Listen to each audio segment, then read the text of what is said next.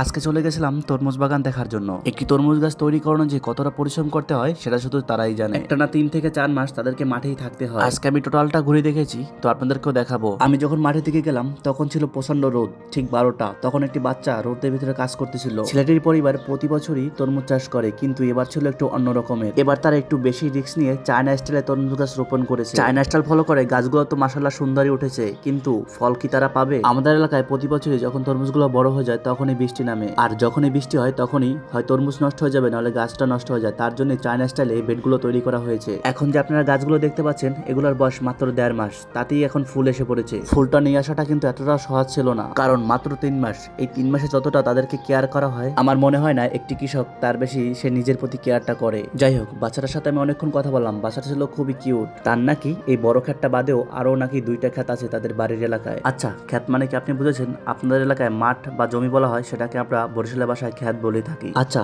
তো আমি যখন বাচ্চাটার কাছে আসি, বাচ্চারা দেখতে পাচ্ছি নিখুঁতভাবে কাজ করতেছে। মানে বেটের উপর থেকে তো চিনি রসটা দেওয়া হয়েছে, তারপরও প্রত্যেকটা গাছের গোড়াটা ফাঁক করে দেওয়া হয়েছে, সেখান থেকে কিছু ঘাস ওই তরমুজ গোড়া থেকে বেরিয়ে এসেছে। সাধারণত এই পলিথিন যদি না দেওয়া হতো তাহলে চারোদিক থেকে ঘাসগুলো জন্ম নিত, কিন্তু এখন শুধু একটা জায়গা থেকে জন্ম নিতে পারতেছে। তার জন্য তাদের কাজ হচ্ছে এখন শুধু গোড়াটা পরিষ্কার করে দেওয়া, তারপর একটা না 1.5 মাস শুধু পানি দিবে। মাত্র 3 মাসের ভিতরে এই ফলগুলো হয়ে যায়। যেরকমের কষ্ট সেরকম আবার টাকাও আছে, কারণ এটা যদি একবার দাম হয়ে যায় তাহলে অনেক টাকার তারা বিক্রি করতে পারবে। 2 বছর আগে ঠিকঠাক মতো তারা দাম পেয়েছিল। আমার যারা কাকারা ছিল তারা অনেকটা পরিমাণ দাম পেয়েছিল তরমুজে, কিন্তু তারপর পরপর 2 বছর তারা তরমুজে অনেকটা পরিমাণ লস খায়। মানে লস বলতে, যখন এই তরমুজটি বড় হয়েছিল তখন এই বৃষ্টি শুরু হয়ে যায়, আর বৃষ্টি হলেই এটা দাম অনেকটা কমে যায়। মূলত আবহাওয়া যতটা গরম থাকবে ততই তরমুজগুলো প্রচন্ড মিষ্টি হবে। আমাদের এলাকায় সবাই রোপণ করে, শুধু আমি বাদে। যাই হোক, আমি দিনা তো কি হয়েছে, সবাই তো দিচ্ছে। আর ভিডিওটা এই পর্যন্তই। যদি আপনাদের সাপোর্ট পাই তাহলে আরো এই তরমুজের অনেক ভিডিও করব, কারণ এখন শুধু আমাদের এলাকায় তরমুজ আর তরমুজ। নানান জায়গা থেকে মানুষ আসবে কেনার জন্য আর দেখার জন্য, ভিডিও করার জন্য আসবে।